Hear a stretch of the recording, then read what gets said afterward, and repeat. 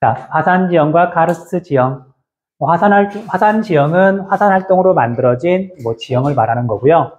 카르스트 지형은 이제 뒤에서 자세히 설명하겠지만 석회암이라고 하는 암석은 성질이 좀 독특해요. 그러니까 석회암이 있는 곳에서는 좀 독특한 지형들이 만들어지거든요. 그리고 우리나라에도 석회암이 있잖아. 그래서 거기에서 만들어지는 지형을 따로 이렇게 독립해서 공부를 할 거예요. 아무튼 두 가지를 공부할 거고, 첫 번째는 화산 지형. 자, 화산 지형이라고 하는 건 지하에 있는 열 때문에 암석이 녹아서 만들어지는 게 마그마인데, 땅 속에 있을 때는 마그마, 땅 위로 이게 나오면 용암이라 그러잖아요. 그래서 설명을 보면은 지하에 있는 마그마가 지각의 틈을 통해 지표로 분출하기까지 뚫고 나오는 걸 관입이라고 표현을 하고요. 분출하여 만들어진 지형을 화산 지형이라고 한다. 다 설명했던 거야, 원래. 그리고 화산 지형이 일단 만들어지고 나면, 지표면에서 만들어지고 나면 곧바로 침식을 받기 시작하니까 오랜 시간이 지나면 화산 지형은 없어진다. 그래서 오늘날 우리나라에 남아있는, 현재 있는 화산 지형은 비교적 최근에 만들어진 거다. 이것도 지형 앞에 부분에서 했던 내용이죠. 자, 그리고 이제 지리 시간에서 제일 중요한 건 위치의 위치. 그러니까 우리나라에 있는 화산 지형을 봤더니 백두산하고 그 근처. 그러니까 백두산만 만들어진 게 아니라 용암이 엄청나게 많이 나와서 그 주변을 많이 메워버렸어요. 어쨌든 백두산. 그 다음 두 번째로 제주도하고 주변에 있는 섬들. 그 다음 울릉도, 독도, 그리고 마지막으로 철원은 이제 남한, 우리나라에 있는 지역 이름이고요. 평강은 북한 쪽 이름이에요. 그래서 휴전선에 걸쳐서 철원과 평강, 북한 쪽으로 이렇게 해가지고 용암 지형이 만들어져 있거든요. 이렇게 5군데가 화산 지형이다. 각각에 대해서 이제 공부를 할 거예요. 자, 대략적인 위치는 이렇게 되는데, 자, 백두산, 볼록볼록 튀어나온 곳 중에 오른쪽에 백두산이었죠. 최빈이는 어디 보니? 눈동자가 어딘가를 보고 있는데 분명히 나를 보는 것도 아니고 여기를 보는 것도 아니야. 자, 아무튼 그래서 백두산의 위치 잘 알아두시고요. 여기에서 용암이 많이 나와서 여기까지 흘러온 거예요. 아무튼 그 다음에 제주도하고 주변에 있는 섬, 마라도도 화산섬이었잖아요. 그리고 울릉도하고 독도는 따로 떨어져 있고 서로 다른 시기에 만들어진 거긴 한데 그냥 보통 같이 묵죠. 그리고 철원하고 평강은 북한 쪽은 평강이니까 보통 말을 안 하고요. 남한 쪽, 우리나라 쪽에 있는 철원에 있는 용암대지, 여기를 말을 해요. 참고로 여러분들 철원은 어디에 있냐면 경기도가 있고 강원도가 있으면 강원도의 제일 북서쪽 끝에 휴전선 있는데 거기가 철원이에요. 그러니까 강원도 중에서는 가장 북서쪽 끝, 내륙 한가운데라고 생각하시면 돼요. 자, 이렇게 우리나라에는 화산 지형이 분포하고요. 그럼 기본적인 내용, 화산 지형의 유형 정리할게요. 화산 지형의 유형. 어디 갔을까? 내가 믹서 버리고 왔구나. 마카를 쓰겠다고 열심히 챙겨 다니다가 안 하던 짓을 하니까 내게 아니라는 생각에 놓고 왔구만. 자, 아무튼 볼게요. 이제 화산 지형은 생긴 형태에 따라서, 모양에 따라서 크게 3가지로 구분한다. 종상화산, 순상화산, 그 다음에 용암, 대지라고 구분하는데요. 자, 이게 모양이 왜 다르냐면 분출한 용암의 성질이 달라서 그런 거예요. 그래서 어렵게 생각할 필요는 없고요. 용암에 따라서 물론 성분이 다른데 그런 비율 같은 것까지 공부하는 건 지구과학이고 우리는 그냥 이렇구나라고 넘어가면 돼요. 그래서 어떤 용암은 되게 잘 흘러요. 물에 가깝게. 되게 잘 흐르는 용암이 있고요. 어떤 용암은 잘 안 흐르는 용암이 있어요. 그 구성 성분에 따라서. 그래서 이렇게 예를 들면 된장 같은 용암이 있고요. 된장은 어쨌든 움직이면 천천히 움직이긴 하잖아. 고추장 같은 것들. 그런데 잘 안 흐르죠. 그에 비해서 이렇게 토마토 케찹 같은 걔는 흐르긴 흐르는데 물처럼 흐르는 건 아니지만 그래도 잘 흐르잖아. 네, 그렇게 이게 성분에 따라서 조금 성질이 다르더라. 자, 그래서 굉장히 잘 흐르는 용암이 나오면 그냥 넓게 퍼져서 산 같은 게 만들어지지도 않아요. 그냥 넓게 퍼져버려요. 그냥 낮은 곳을 메우는 정도? 그에 비해서 잘 안 흐른다, 된장 같은 용암이 나온다. 이런 된장하면서 어쨌든 경사가 되게 급한 화산 지형이 만들어지는 거죠. 됐죠? 자, 이제 정리할게요. 자, 그래서 경사가 되게 급한 화산체가 만들어진다. 얘는 영어로는 벨, 종. 우리 종 있잖아요. 에밀레 종 같은 거. 종 모양을 닮았다 그래서 종상은 모양 상자예요. 종 모양으로 생긴 화산 지형, 종상 화산이 있고요. 그 다음에 얘 같은 경우에는 이제 경사가 되게 급하고 여기가 이제 포인트인데 어려운 말은 없지만 학생들이 헷갈려 하더라고요. 자, 용어 정확하게 설명할게요. 점성은 끈적끈적한 정도예요. 점성이 높다 또는 점성이 크다, 끈적끈적해서 잘 안 흐른다는 얘기예요. 우리가 점성이라는 말 많이 쓰잖아. 또는 농도, 점도 그런 말 많이 쓰잖아요. 그래서 점성이 높다는 얘기는, 점성이 크다는 얘기는 잘 안 흐른다. 그건 바꿔 말하면 유동성이 작다라고 표현하거든요. 흐를 유자, 움직일 동자, 흘러서 움직이는 성질이 작다. 그러니까 점성이 크면 유동성은 작은 거고요. 점성이 작으면 유동성은 큰 거고 서로 반대되는 개념인데 어쨌든 뭐 일상에서 많이 쓰는 말은 아니지만 또 어려운 말은 아니잖아. 정리 좀 잘 해놓으세요. 자, 그래서 유동성이 작고 점성이 큰 용암이 분출하면 경사가 급한 화산체가 만들어진다. 종상 화산이 만들어진다. 뭐 그렇게만 정리하시면 돼요. 자, 그리고 여기 나오는 조면한 안산암 이건 지우셔도 돼요.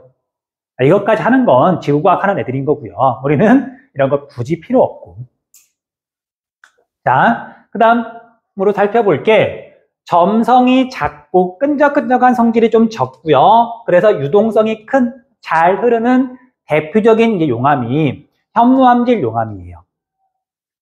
자, 여러분들 뭐 생각하면 되냐면 우리 제주도 갔다 왔죠. 여러분들 제주도 자체가 사실 한라산이거든요. 자, 바다가 이렇게 있고요. 이제 여기는 바다 밑에 해수, 그 밑에 땅. 그러면 이제 남해 바다가 이렇게 있었을 때 여기서 용암이 분출해가지고 만들어진 화산이 한라산이에요. 그리고 이게 곧 제주도야. 그 여러분들이 제주도를 갔다 왔다는 얘기는 한라산을 갔다 왔다는 얘기가 돼요. 물론 꼭대기는 아니지만. 그럼 여러분들 제주도 갔을 때 혹시 경사가 급했니? 완만했니? 대체로.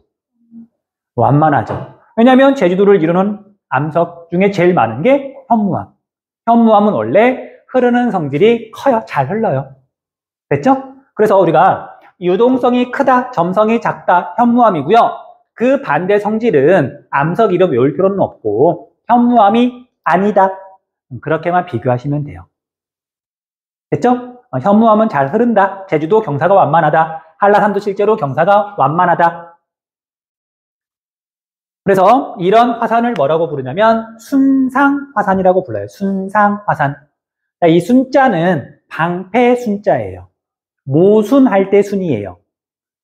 방패라고 하는 게 상대방의 무기를 막기 위해서 물론 평평한 것도 있지만 약간 이렇게 둥그스름하게 생겼거든. 그래야 무기를 흘려보낼 수 있으니까. 그 방패를 엎어 놓은 것처럼 생겼다 그래서 순상화산이라고 부른다. 됐죠?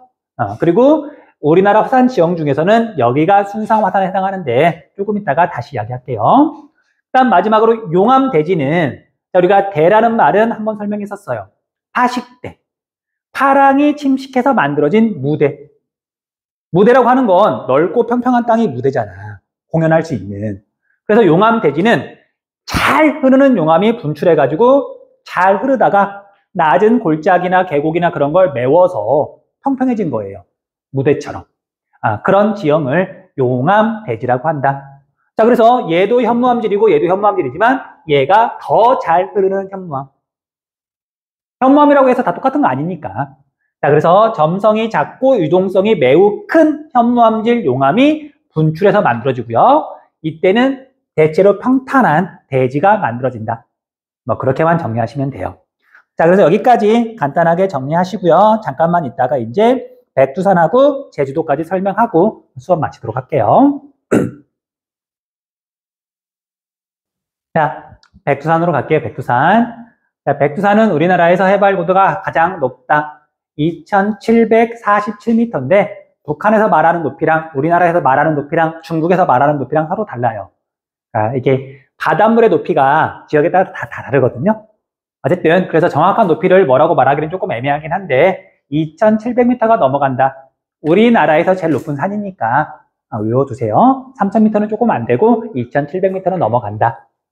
그리고 백두산은 여기 나와 있는 것처럼 정상부를 제외하면, 천지가 있는 정상부를 제외하면 전체적으로 경사가 완만하다. 그럼 바꿔서 표현하면 백두산은 전체적으로 순상화산이다, 종상화산이다. 전체적으로 경사가 완만하니까 전체적으로 순상화산이다. 그렇게 표현할 수도 있겠죠. 넘어가시면 되고요. 그 다음 천지 볼게요. 자, 천지는 우리가 애국가 나올 때 보면 항상 사진으로 나오고 동영상으로 나오는 우리가 천지를 뭐 이렇게 모르는 사람은 없죠. 근데 우리가 천지가 아주 중요한데 우리 강조 표시 좀 할게요. 천지. 자, 여러분들 천지랑 쌍을 이루는 게 백두산의 천지, 한라산의 백록담.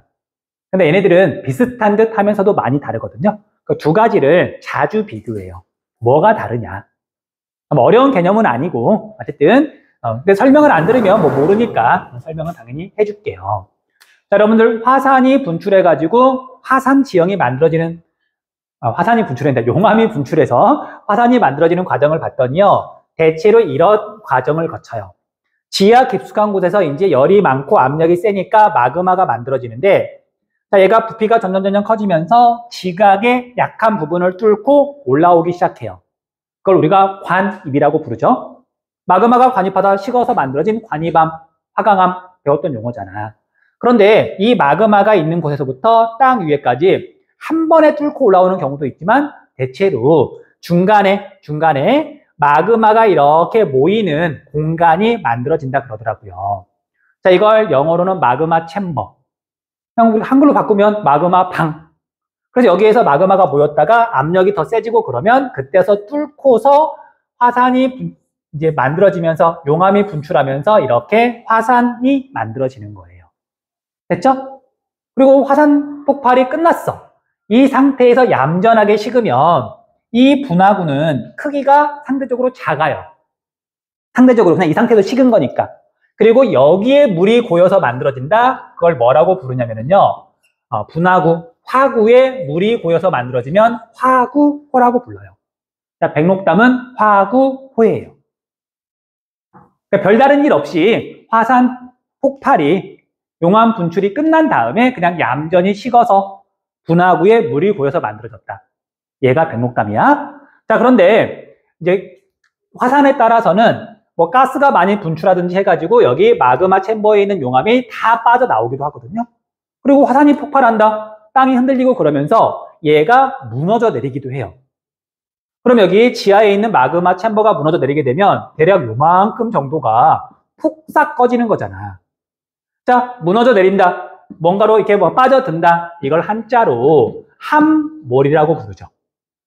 그래서 용암 분출이 끝난 다음에, 화산 활동이 끝난 다음에 화산체의 지하가 함몰되게 되면 원래의 분화구는 요만한데 훨씬 더 커다란 이렇게 움푹 꺼진 땅이 만들어지겠죠.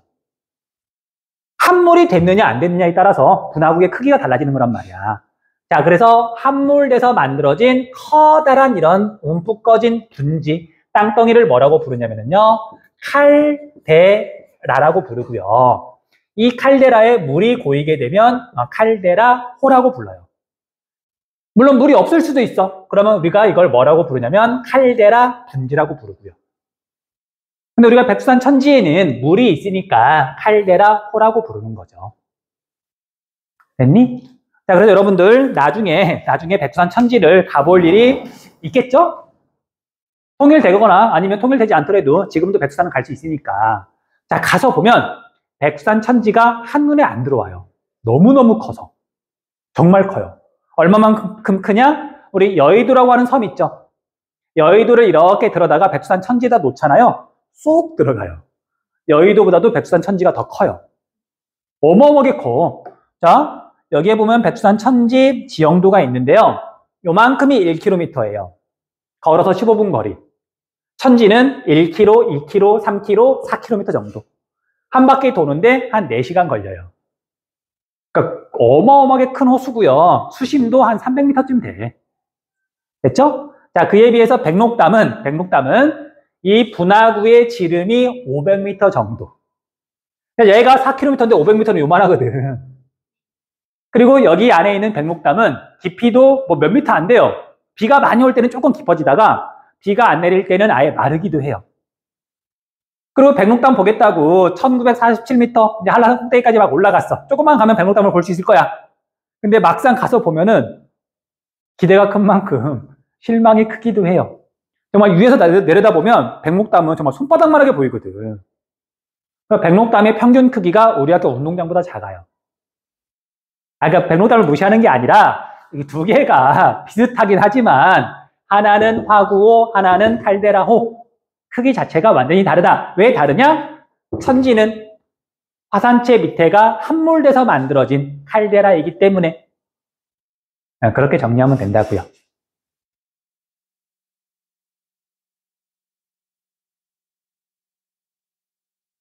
사실 방금 말한 건 내 개인적인 경험이고요. 사람에 따라서는 그냥 백록담 보러 갔다가 정말 감탄하고 오는 사람들도 당연히 많아요. 난 대학교 2학년 때 지리교육과니까 답사를 가야만 졸업이 가능하거든요. 대학교 2학년 때 제주도로 답사를 갔는데 이제 이거 뭐 운이야. 답사를 인솔하는 교사가 인문지리 교수면 한라산 잘 안 올라가요. 자기도 힘드니까. 근데 답사를 인솔하는 교사가 자연지리 교수면 한라산 꼭대기 올라가야 돼. 그래서 이제 내가 갈 때는 한라산 꼭대기로 올라갔었거든요. 아무튼 올라가서 낑낑대며 올라가서 봤더니 정말 백록담이 손바닥만하게 보이더라고. 처음에는 좀 실망을 했는데 어쨌든 넘어갈게요. 백두산 천지는 분화 후에 분화구 부근이 함몰되어서 만들어진 함몰 포인트, 그렇게 만들어진 지형을 칼데라라고 한다. 그리고 거기에 물이 고이면 칼데라호, 물이 없이 그냥 칼데라만 있으면 칼데라 분지, 움푹 꺼져 있으니까. 참고로 울릉도에는 칼데라 분지가 있어요. 울릉도도 화산섬이라 그랬잖아. 거기는 칼데라 분지가 있으니까 구분을 좀 해두셔야 돼요. 그 다음 백두산과 그 주변의 개마고원 북부 지역은 우리나라에서 가장 넓은 화산지대를 이룬다. 이건 그냥 넘어갈게요. 그러니까 백두산이 분출하면서 개마고원 일부까지 흘러가서 덮어버렸거든. 넘어갈게요. 그 다음 제주도는 당연히 강조 표시를 해야 되겠죠. 맨날 물어봐요. 물어볼 수밖에 없지. 제주도.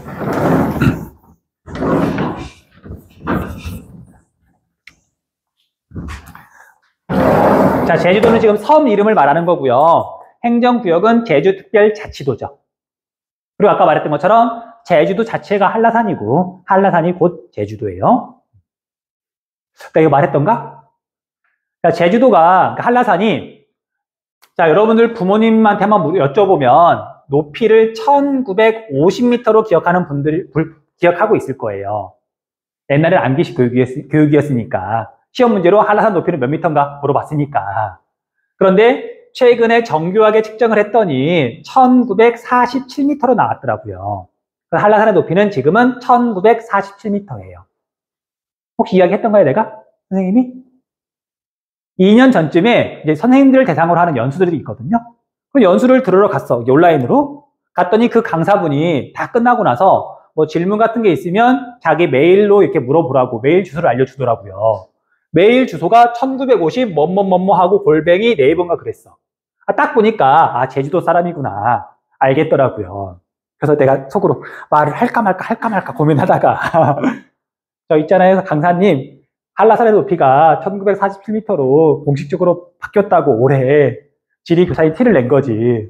아니, 왜냐면 높이가 바뀌었는데 계속해서 1950m라고 이렇게 한라산의 높이는 1950m입니다 라고 저 제주도 출신이에요 라고 말하면 옛날에는 맞는 말이지만 지금은 틀린 말이잖아. 그래서 조심스럽게 높이가 변했다고 2년 전인가 이게 알려졌던 기억이 나요. 이게 얼굴 되게 약간 빨개지죠. 이게 좀 그렇지. 그러니까 내가 가만히 있어도 되는데 그래서 뭐 이렇게 틀렸으니까 내가 알려주겠다 그런 개념은 아니고 어쨌든 뭔가 이제 프라이드가 있는 거잖아. 제주도 출신으로서 한라산에 대한 어떤 자부심이 있는 게 메일 주소만 봐도 좀 느껴지는데 이게 공식적으로 바뀌었잖아. 네, 그건 좀 알아야. 그래서 이제 나중에 혹시라도 이제 그분이 설명할 때 이제 1950m에 대해서 뭐 시간이 남고 그러면 원래는 한라산의 높이가 1950m였는데 지금은 1947m로 바뀌었어요. 하지만 메일 주소를 쉽게 바꿀 수는 없으니까 지금은 이렇게 계속 쓰고 있지만 뭐 한라산의 높이가 요거예요 라고 다른 사람한테 설명해주면 되는 거잖아. 아무튼 그렇다고요. 나는 그래 처음에 수능 특강에 봤더니 한라산의 높이가 1947m로 나와 있는 거예요. 뭐지? 나 한라산 무너진 줄 알았어. 근데 뭐 무너지거나 그런 건 아니고요. 정교하게 다시 측정을 했더니 1947m라 그러더라고요. 넘어갈게요. 괜히 이야기했어. 괜히 이야기했어. 자, 한라산은 제주도가 꽤 큰 섬이잖아요. 뭐 다른 곳도 마찬가지야. 용암이 한 번만 분출해서 만들어지는 경우는 별로 없고요. 여러 번 분출하는 게 보통이에요. 그래서 제주도 같은 경우에는 뭐 이걸 기억할 필요는 없지만 화산이 그러니까 용암이 크게 4번 분출해서 만들어졌다 그러더라고요. 그래서 초창기에는 자 이렇게 바다가 있으면은요, 그리고 물이 이렇게 있겠죠. 초창기에는 1차, 2차, 3차까지는 한라산의 밑에 부분이 이렇게 만들어지고요. 마지막 4차 때 따로 이제 이렇게 성질이 다른 용암이 분출해가지고 백록담 부근이 만들어졌어요. 됐어요? 한라산은 이렇게 생겼어. 사진 같은 거 찾아보면 이렇게 보일 거예요. 그래서 전체적으로 볼게요. 전체적으로는 순상화산이다. 맞죠? 전체적으로 순상화산이다.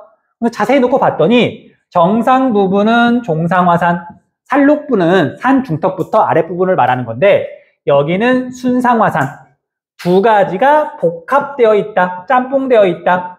자, 그래서 한라산은 전체적으로는 순상화산, 정확하게 말하면 복합화산이다. 라고 대답하시면 돼요. 그 말이 이 말이에요. 자, 용암이 여러 차례 분출하다 보니까 아랫부분은 순상화산, 위에 부분은 종상화산, 그런 화산을 복합화산이라고 부른다. 됐죠? 자, 그리고 백록담은 방금 전에 설명했죠? 넘어가면 되고요. 자, 그 다음에 기생화산은 자, 우리가 기생하다. 이 기생충 같은 놈아. 우리 기생이라는 말, 뭔가에 빌붙어 있다. 뭐 그런 뜻이잖아요. 그래서 자, 우리가 한라산을 봤더니 용암이 크게 4번 분출했지만 크고 작은 용암들은 뭐 수도 없이 분출을 했어요. 그리고 용암이 분출할 때 용암이 분출하는 곳이 하나만 있는 게 아니라 땅이 흔들리고 뭐 그러다 보니까 갈라지고 그러다 보니까 여러 곳으로 용암이나 다른 물질들이 나오기도 해요. 그래서 한라산을 봤더니 백록담 부분 말고요. 이런 식으로 수많은 용암이 분출하는 곳이 생겼고요. 한라산 기슭에 조그만한 이렇게 화산들이 되게 많아요. 자, 이런 화산을 뭐라고 부르냐면 한라산에 마치 기생하고 있는 것처럼 보인다. 기생화산이라고 부르고요. 한라산 옆에 측면에 있다. 측화산이라고도 불러요. 자, 뭐 생각하면 되냐면 여러분들 성산일출봉 있죠? 제주도에. 걔는 한라산이 이렇게 있으면 좀 옆에서 분출한 거긴 한데 이런 식으로 다른 데서도 얼마든지 용암이 분출할 수 있단 말이에요. 그런 장소가 여기가 되는 거죠. 자, 참고로 이런 기생화산은 이제 한라산에 되게 많은데 대략 360여 개가 있다 그러고요. 그러니까 제주도 사람들은 잘하면서 앞에도 기생화산, 뒤에도 기생화산, 그냥 기생화산이 되게 많았던 거야. 오히려 한라산 꼭대기는 멀지만 집 바로 옆에 기생화산이 있으니까. 그리고 제주도 사람들은 이런 기생화산을 무슨 오름, 무슨 구리, 불이, 무슨 악, 뭐 성판악, 삼군불이 뭐 그런 식으로 불렀었어요. 아무튼 그래서 기생화산이라는 게 있더라. 그런데 이제 이걸 왜 자꾸 말하냐면요. 전 세계에 있는 이런 화산체 가운데 기생화산이 제일 많은 화산이 한라산이에요. 한라산에 기생화산이 제일 많다 그러더라고요. 그러니까 자주 물어봐요. 체크할게요. 자, 이런 기생화산을 봤더니요. 소규모 용암 분출이나 용암이 조금 나오거나 아니면 화산이 분출할 때 용암 외에 나오는 뭐 가스나 그런 돌멩이 부스레기나 뭐 그런 것들을 다 통틀어서 화산 쇠설물이라고 불러요. 그런 것들이 쌓여서 만들어진 작은 화산을 기생화산이라 그런다. 자, 그러면 이런 기생화산은 한라산 형성 초기에 만들어졌을까? 한라산 형성 후기에 만들어졌을까? 아니, 후기죠. 얘가 만들어진 다음에 얘가 만들어지는 거니까. 이것도 기출문제를 보면 자주 물어보는 내용이에요. 넘어갈게요.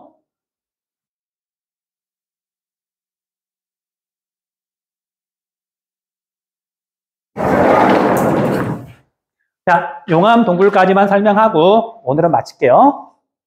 빡빡하게 하기에는 내 체력이 안 되고요. 자, 용암 동굴 볼게. 자, 이제 이 부분을 조금 확대를 해볼게요. 자, 이제 한라산이 일단 기본적으로 만들어졌어. 그리고 그 뒤로도 계속해서 조그만한 용암 분출, 화산 폭발은 계속 일어나요. 자, 그래서 산 중턱에서 용암이 분출했는데 당연히 현무암질 용암이 분출한 거예요. 그럼 얘가 이렇게 이제 경사면을 따라서 흘러가요. 아래 방향으로. 그러겠죠. 자, 이렇게 흘러가다가 당연히 식어. 근데 식는데 자, 이런 용암의 표면을 1번, 그 다음에 용암의 속 부분을 2번. 1번과 2번 중에 당연히 1번이 더 빨리 식는 거죠. 공기랑 닿으면서.